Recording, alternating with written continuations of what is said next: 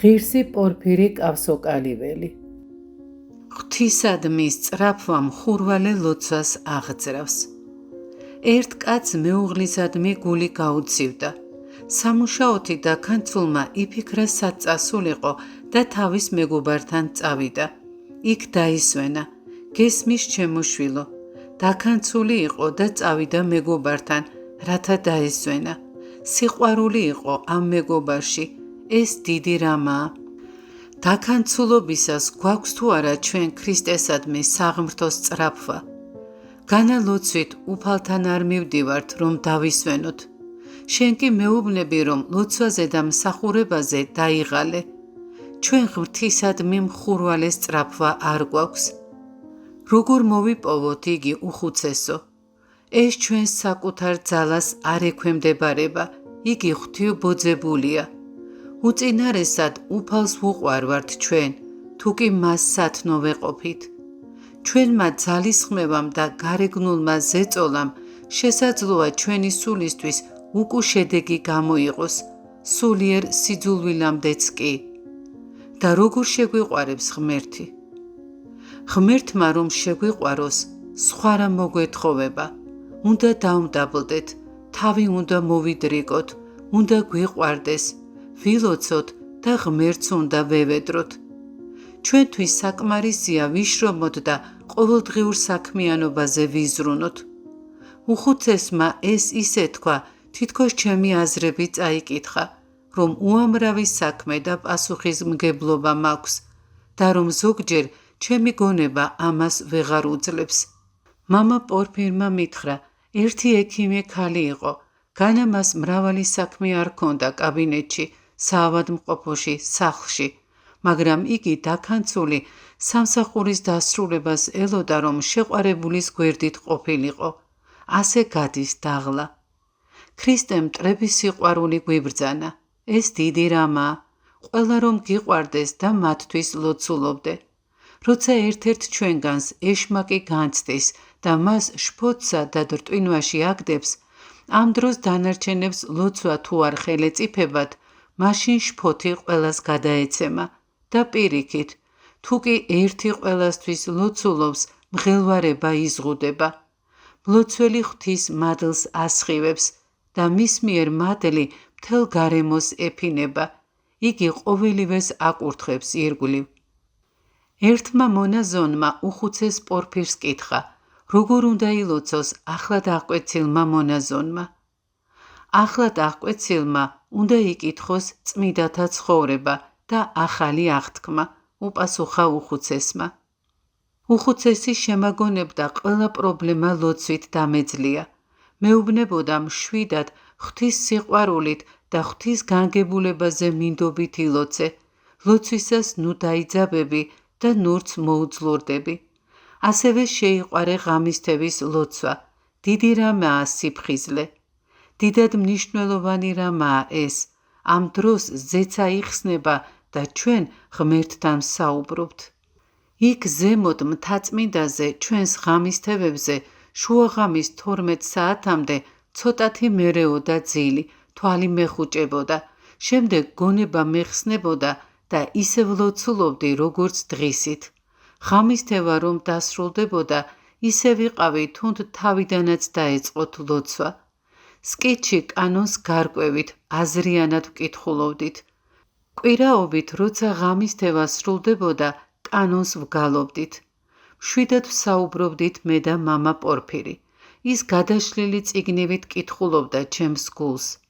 ყველაფერში თავად ხარ დამნაშავე, მეუბნებოდა მოძღვარი.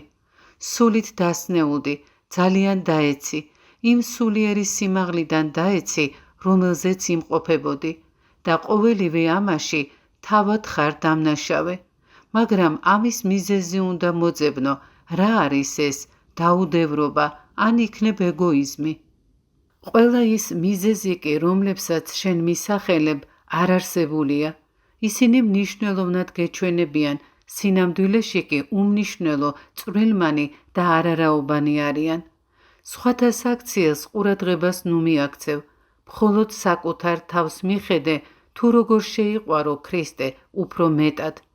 სხვათა გამოსწორება შენი ამოცანა არ არის. დაი ამით იღუმენი დაკავდეს. შენ მხოლოდ ყველასთვის უნდა ილოცო. თუ რამ ნაკლოვანება აქვთ ძმებს ილოცე, რათა ღმერთმა გააგონიეროს ისინი და გამოსწორდნენ. უძლურებები სიტყვებით კი არ იკურნება, არამედ მხოლოდ ლოცვებით. მე ვხედავ, რომ ის ძმები, რომლებთანაც ურთიერთობ, შენზე არასასურველ გავლენას ახდენენ. საუბრებს და მრავალ სიტყვაობას განეშორე. შეწყვიტე ხშირი შეხვედრები და ჩაისმა. მთელი გულით შეუნდე ყველას.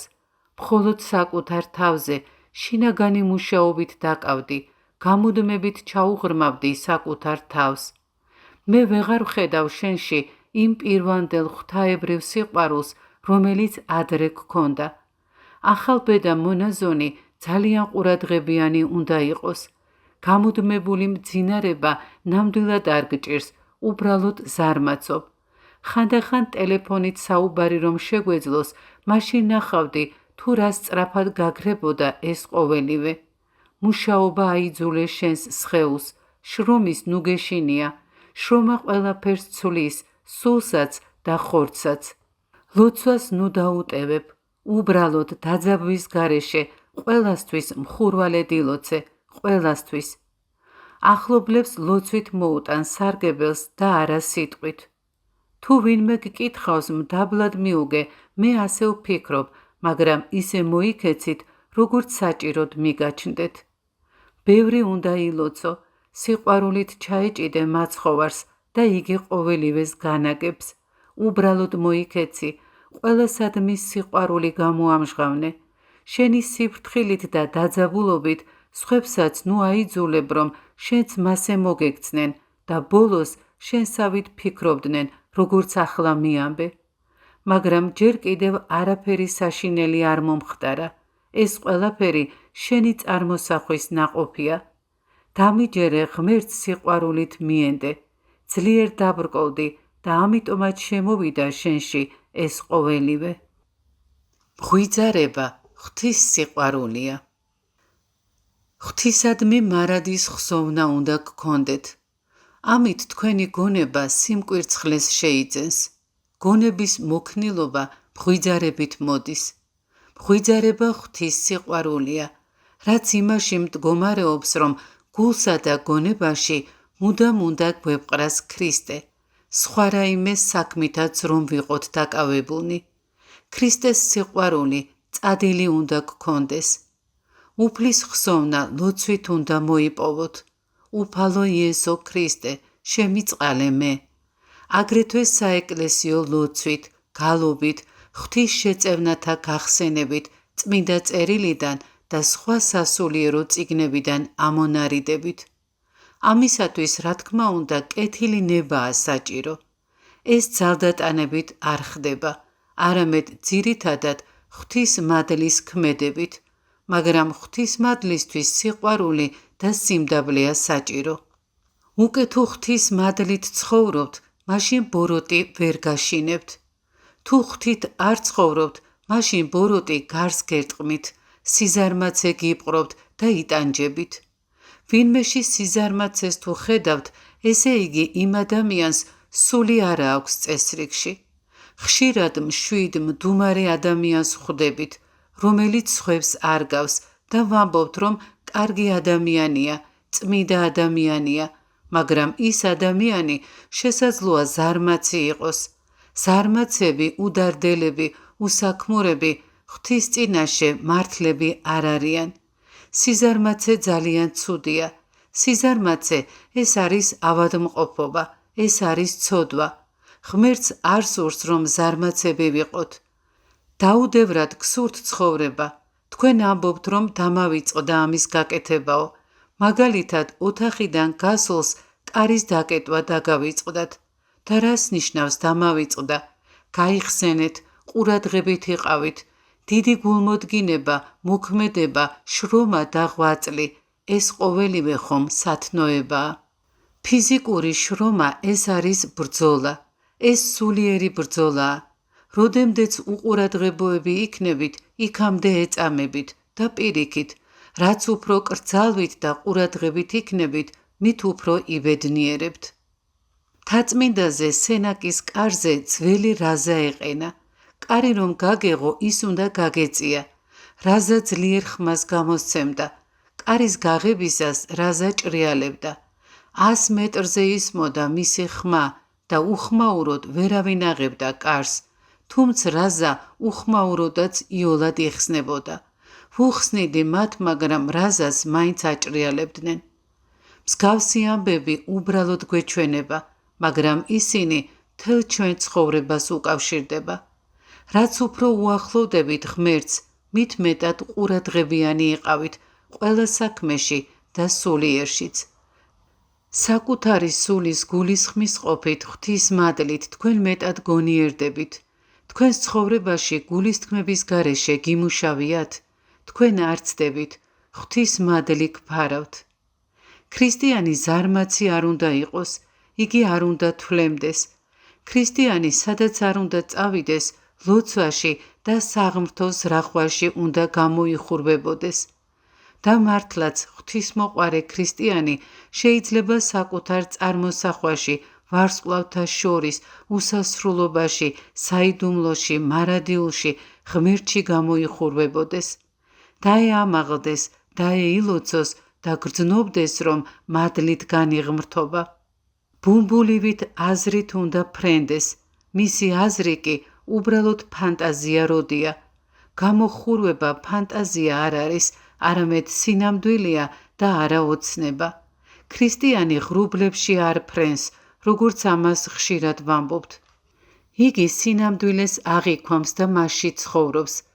სახარებაში წაკითხულს მამათა მიერ ითვისებს, იგი ამით ცხოვრობს, გამჭრიახი ხდება, თავს უღრმავდება, საკუთარი გამოცდილებით მოქმედებს და ფაქიზად აღიქვამს ღმერთთან კავშირს.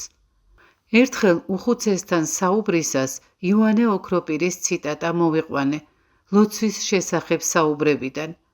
შუაღამიანის ლოცვა დიდი შემწეა, როგორც მოციქულ პავლეს და შილას ლოცვამ გახსნა საყრობილის კარი შუაღამეს, ასევე გაუხსნის ქრისტიანებს ზეციურ კარს.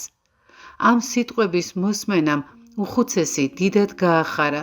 შესანიშნავია, მითხრა უხუცესმა პორფირმა, სად ნახე ეს სიტყვები, შვილო ჩემო, სრულად გადმომიწერე წმინდა მამისეს საუბარი და მომიტანე. იცი რომ ეს ასეც არის. შუაღამიანის ლოცვებზე და ღამის თებებზე სწორედ ასე ხდება, როგორც წმინდა იოანე ოქროპირი ბრძანებს. ღამით, როდესაც გეღვიძება, მეორე მხარეს ნუ კი გადაბრუნდები ძილის გასაგრძელებლად, არამედ წამოდექი, მუხლი მოიყარე, ჯვარცმის და წმინდა ხატების წინაშე, სიყვარულით, სიმდაბლით ილოცე 9 საათი, 15 წუთი, 10, 5 წუთი, რამდენსაც შეძლებ. ამით დიდ შეწევნას მიიღებ, შუაღამიანის მსახურებასაც დაესწარი. უხუცეს არაფერი უთქვამს ჩემთვის მის მიერ აღსრულებულ შუაღამიანის ღამისთევის ლოცვებზე, მაგრამ როგორც მისი მახლობლებისგან შევიტყვე, იგი ოქროპირის საუბრების წაუკითხავად ყოველ ღამით აღასრულებდა მის მიერ განწესებულს. ამას გარდა მამა პორფირმა თავის მრავალრიცხოვან სულიერ შვილებთან ერთად ადამიანთა დიდი ჯგუფი შექმნა, რომლებიც ყოველ ღამე განსაზღვრულ დროს უხუცესთან ერთად ლოცულობდნენ. ლოცვაში ეს ერთობა ყველა მათგანს საიდუმლოდ აერთიანებდა ქრისტესთან და ერთმანეთთან და დიდად შეეწეოდათ ცხოვრებაში.